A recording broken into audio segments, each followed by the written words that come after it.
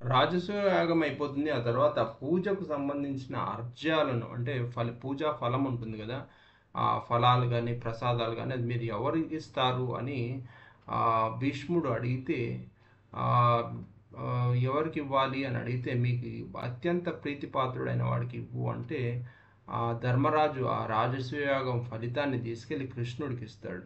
అందరూ అక్కడికి ఇన్వైట్ చేసిన రాజులందరి సమక్షంలో కృష్ణుడికిస్తే అక్కడే ఉన్న కృష్ణుడి మేనల్లుడైనటువంటి కృష్ణుడి బావ అయినటువంటి శిశుపాలుడు ఆ కృష్ణుడిని నానా రకాలుగా అవమానించేట్టుగా మాట్లాడతాడు.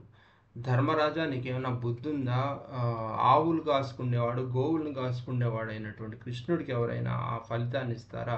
ఇంతింత పెద్ద పెద్ద రాజులు మహారాజులు ఉంటే వాళ్ళ ముందు నువ్వు ఇన్సల్ట్ చేయటానికి కాకపోతే కృష్ణుడికి ఎవరైనా ఇస్తారా? ఏంటి అతని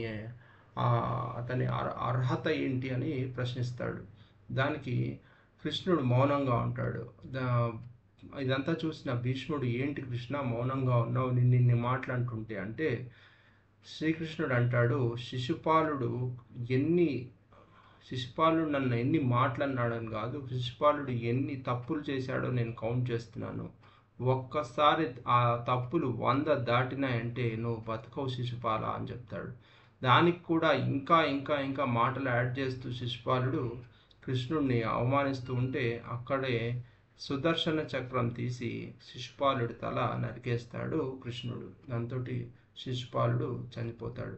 మరి శిశుపాలుడి కొడుకులు ఎవరైతే ఉంటారో, శకుని కొడుకులైతే ఎవరు ఉంటారో, దుర్యోధనుడి కొడుకులు ఎవరైతే ఉంటారో వీళ్ళందరినీ కథ ఈ కౌరవ పాండవ కురుక్షేత్రంలో జరిగే యుద్ధంతో ఎండ్ అవుతుంది. ఆ తర్వాత కూడా అర్జునుడు వీళ్ళందరి కొడుకుల్ని నాశనం చేసేది అశ్వమేధ యాగం అని కురుక్షేత్ర యుద్ధం తర్వాత ఇంకో యుద్ధం చేస్తాడు. అది తర్వాత చూద్దాం.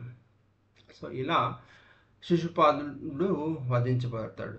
ఆ తర్వాత ఈ రాజసూయ యాగానికి వచ్చిన దుర్యోధనుడు ఉన్నట్టు ఉండకుండా ఈ మాయసభ ఎలా కట్టాడు, దీని పరిస్థితి ఏంటి, ఎలా అందచందాలు ఏమేమి ఉన్నాయో చూద్దామని పరిశీలించడానికి మాయసభ మొత్తం తిరుగుతూ ఉంటాడు.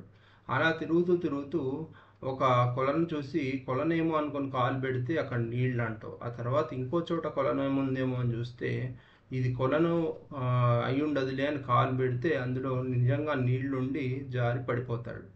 అతను నీళ్ళల్లో పడిపోవటం చూసిన ద్రౌపది అతన్ని చూసి ఫక్కున నవ్వుతుంది. ఈ నవ్వు ఏదైతే ఉందో ఈ నవ్వు కురుక్షేత్ర యుద్ధానికి ఫస్ట్ కాజ్. అక్కడే దుర్యోధనుడు భంగపడతాడు. నన్ను చూసి ఒక్క ఆడది పరిహసిస్తుందా అని చెప్పేసి అక్కడి నుంచి ఆమె మీద పాండవుల మీద పగ తీర్చుకోవాలని డిసైడ్ అయ్యి తన హస్తినాపురానికి వెళ్ళిపోతాడు.